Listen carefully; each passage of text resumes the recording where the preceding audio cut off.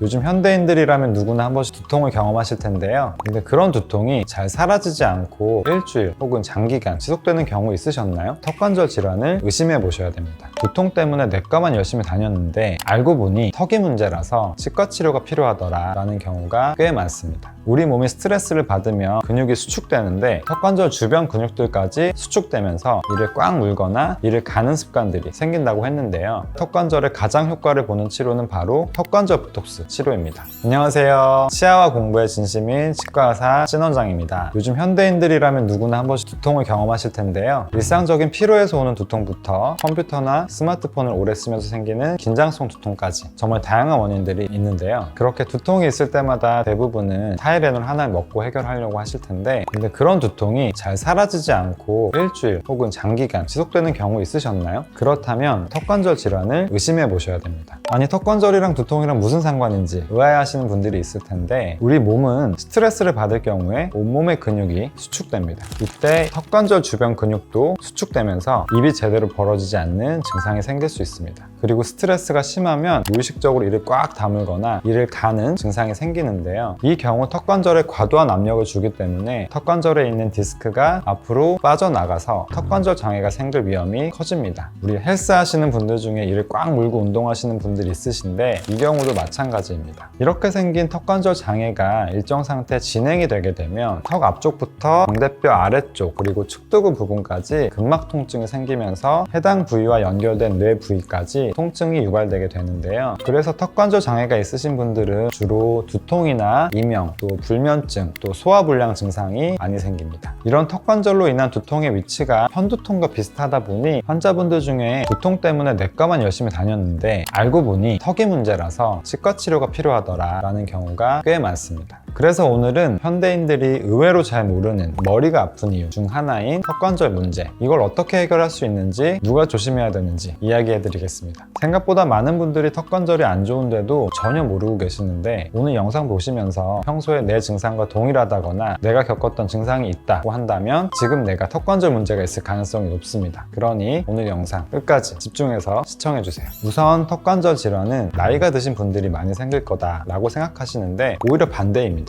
20대, 30대가 많고요. 10대도 있습니다. 그 중에서도 학업이나 직장 생활로 스트레스 받는 분들이 유독 많이 생기시는데요. 이분들의 특징은 평소 학업이나 직장 생활로 스트레스를 많이 받았다가 막상 두통 때문에 엑스레이나 MRI 검사를 받아도 특별히 이상한 소견을 받지 못하는 경우가 있습니다. 그래서 제가 지금부터 대표적인 의심 증상을 얘기 드려 볼 테니 여러분들은 몇 개나 해당되는지 체크해 보세요. 1번, 두통이 있는 쪽에 턱이 뻐근하거나 통증이 있다. 2번, 평소에 스트레스를 받거나 집중을 하게 되면 이를 꽉 무는 습관이 있다. 3번, 손톱이나 입술을 깨무는 습관이 있다. 4번, 수면 중에 이갈이를 한다. 5번, 밥 먹을 때 한쪽으로만 음식을 씹는 습관이 있다. 6번, 입을 벌릴 때 딱 소리가 나거나 입을 크게 벌리는 것이 어렵다. 7번, 평소에 딱딱한 음식을 자주 먹는다. 이 7가지 유형 중에 한 개라도 해당이 되신다면 턱관절 질환을 의심해 보셔야 됩니다. 그럼 턱관절이 안 좋은 사람들은 어떻게 해야 되느냐? 여러 가지 유형에 따라 문제점이 달라질 수 있는데요. 통상적으로 물리치료와 약물치료, 교합장치 치료를 하고 있습니다. 물리치료는 따뜻한 찜질이나 초음파, 레이저 치료가 있고, 교합장치 치료는 교합이 안 맞는 분들의 턱이 안정된 위치에 있을 수 있도록 돕기 위해서 입안에 이렇게 장치를 끼우는 걸 말합니다. 그리고 약물치료는 진통 소염제와 근이완제를 처방하는 치료라고 보시면 됩니다. 그런데 이 치료들보다 턱관절에 가장 효과를 보는 치료는 바로 턱관절 보톡스 치료입니다. 제가 아까 턱관절 질환이 왜 일어난다고 했었죠? 우리 몸이 스트레스를 받으면 근육이 수축되는데 턱관절 주변 근육들까지 수축되면서 이를 꽉 물거나 이를 가는 습관들이 생긴다고 했는데요. 이때 보톡스 주사인 보톨리늄 톡신을 주사해서 측두근과 교근을 풀어주면 턱관절이 부드럽게 움직일 수 있고, 자면서 긴장해서 생기는 이갈이 습관이나 딱 무는 습관들도 개선할 수 있습니다. 보톡스를 맞고 나면 보통 1주에서 2주 뒤에 효과가 나타나기 시작하는데, 영구적인 것은 아니기 때문에 6개월 정도만 지나도 효과가 조금씩 사라집니다. 하지만 이를 갈거나 이를 꽉 무는 안 좋은 습관이 있으신 분들 경우에는 3, 4개월만 지나도 보톡스의 약효가 거의 사라집니다. 이런 분들은 더 빨리 원래대로 돌아가려는 경향이 강하게 있기 때문이에요. 그래서 이런 분들에게는 초반에는 4개월에 한 번씩 시술을 받으시고 점차 간격을 늘려가시는 것을 추천드리고 있어요. 시술 시간 시간도 짧기 때문에 바쁘신 현대인들도 부담 없이 받으실 수 있는 시술입니다. 저희 서울 다루치과에서는 단순히 미용 목적의 보톡스가 아닌 턱관절 전문 보톡스 시술을 진행하고 있는데요. 이게 단순히 주사 한 방 맞고 끝나는 게 아니라 턱관절 상태나 교합, 이걸 종합적으로 살피면서 정확히 어디가 문제고 어디 부분에 얼마만큼 주입해야 하는지를 꼼꼼히 따져보고 시술해야 하는 치료입니다. 이렇게 제가 꼼꼼하게 따져보고 보톡스를 시술했을 때 턱관절 통증은 물론 연관된 두통이나 목 결림까지도 없어졌다는 환자분들의 이야기를 들을 때마다 굉장히 뿌듯하고 좋습니다. 다른 치과에서는 턱관절 보톡스 치료를 잘 안 하는 곳들이 많은데요. 저도 과거에 공부에 집중하면서 스트레스 받을 때마다 이를 꽉 무는 습관 때문에 두통으로 고생을 좀 했었거든요. 그렇다 보니 이 턱관절 장애가 일상생활에 어떤 영향을 미치고 얼마나 삶의 짐을 떨어뜨리고 그리고 스트레스를 얼마나 주는지 너무 잘 알고 있습니다. 제가 그런 경험이 있다 보니까 이 치료는 환자분들한테 정말 필요한 치료다 라고 생각을 해서 턱관절 보톡스 시술을 도입해서 치료하고 있습니다. 피부과에서 맞던 보톡스는 아무래도 미용 목적이어서 맞고 나서도 거울을 보지 않는 이상 크게 체감을 잘 못하는데 턱관절 보톡스는 기능적인 문제를 개선해주고 두통이나 어깨 결림, 이명 등이 사라지기 때문에 사실 만족도에서는 최고입니다. 처음에 턱관절 보톡스 치료를 도입한다고 했을 때 그거 왜 하냐고 얘기하는 사람도 있었지만 저에게 치료받고 삶의 질이 개선되신 환자분들을 볼 때마다